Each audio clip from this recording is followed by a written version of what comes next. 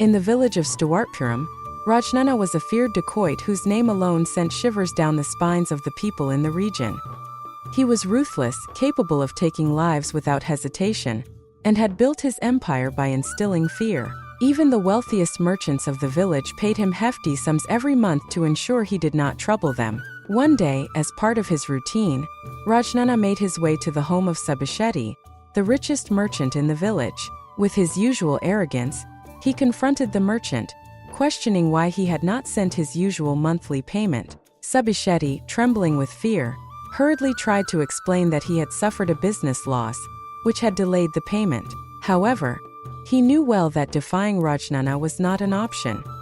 He quickly opened his treasury, pulled out a bundle of money and handed it over. Rajnana took the money with a smug smile and warned the merchant that there should never be a delay in future payments. With an air of superiority, he left, reinforcing his dominance over the village. Using the fear of the people as his weapon, Rajnana accumulated immense wealth, amassing gold and treasures beyond measure. Rajnana had a son named Bimmana, who, unlike his father, possessed an even stronger physique. As soon as Bimmana turned 16, Rajnana decided it was time to pass down the family legacy.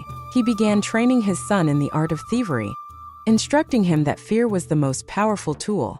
He believed that Bimmana, just like his ancestors, must become a notorious bandit and uphold their family name. However, Bimmana did not share his father's enthusiasm. One day, when Rajnana was preparing for a grand robbery, he called Bimmana to accompany him. But Bimmana, refusing outright, expressed his disdain for his father's way of life.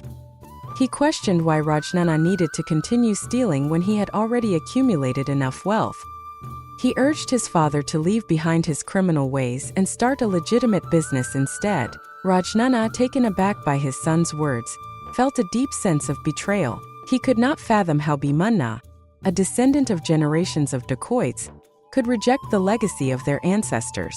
Enraged, he declared that thievery was not just a necessity but a profession, one that had been passed down through generations. It was not about survival but about dominance. He reminded Bimmana of their family's history, recalling how his own father's name once struck terror into the hearts of the villagers. But Bimmana stood firm in his beliefs. He argued that times were changing, and that continuing down the same path would only lead to destruction. He warned his father that if they did not abandon their criminal ways now, they would eventually be ruined.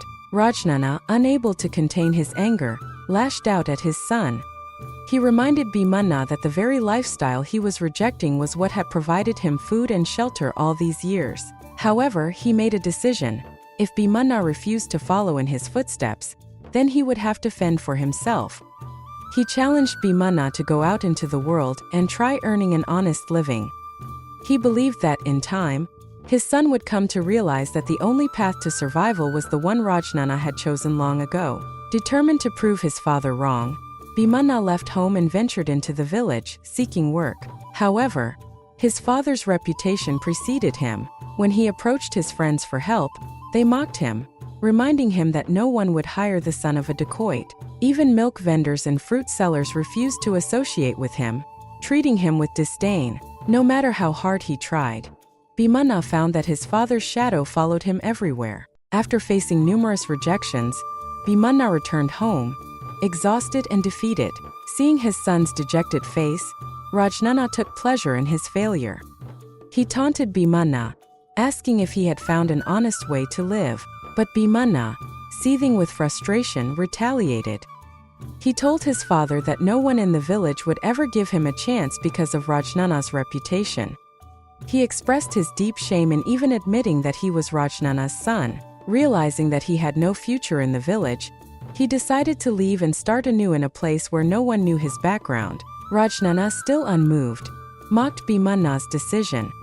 He assured him that once he experienced hunger and hardship, he would return to his father's ways. With that, he let his son go, fully confident that he would come crawling back. But Bimmana had no intention of returning in defeat. Before leaving, he made a vow.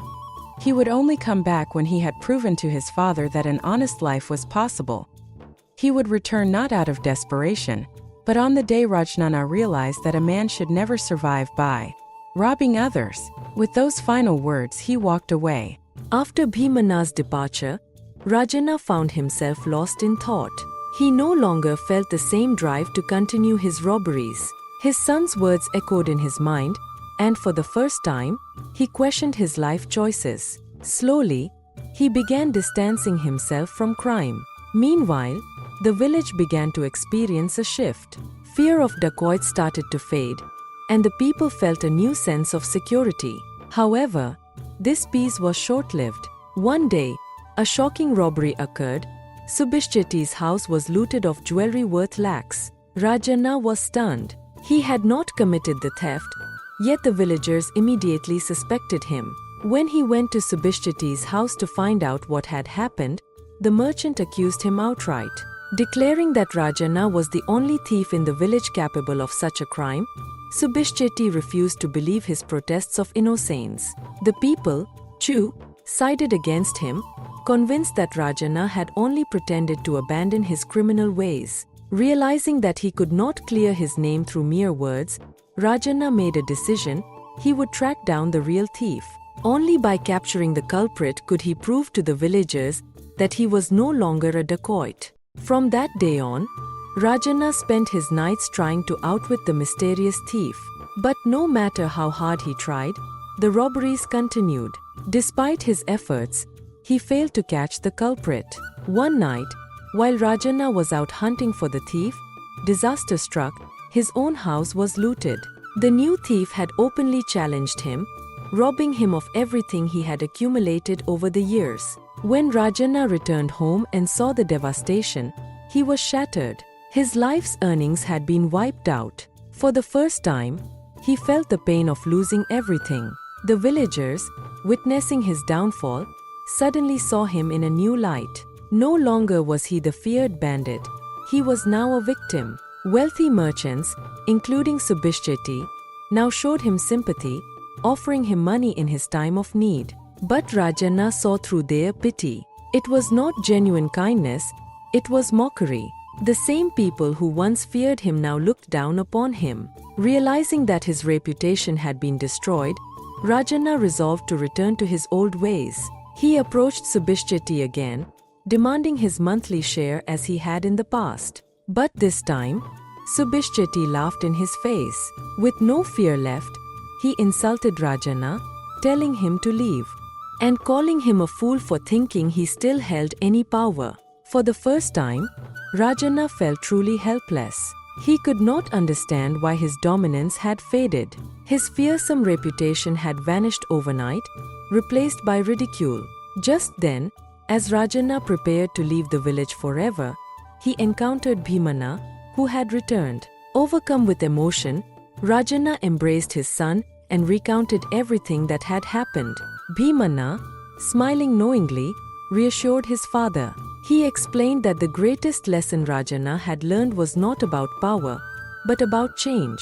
Rajnana, still puzzled, asked why the villagers had turned on him so suddenly. Bimmana then revealed the truth. He had orchestrated everything. The unknown thief who had outwitted Rajnana was none other than Bimmana himself. He had done it to make his father understand that crime was never a permanent path. Rajnana, stunned by the revelation, finally accepted the truth. From that day forward, father and son abandoned their past and started a new life in a distant town, running an honest business together.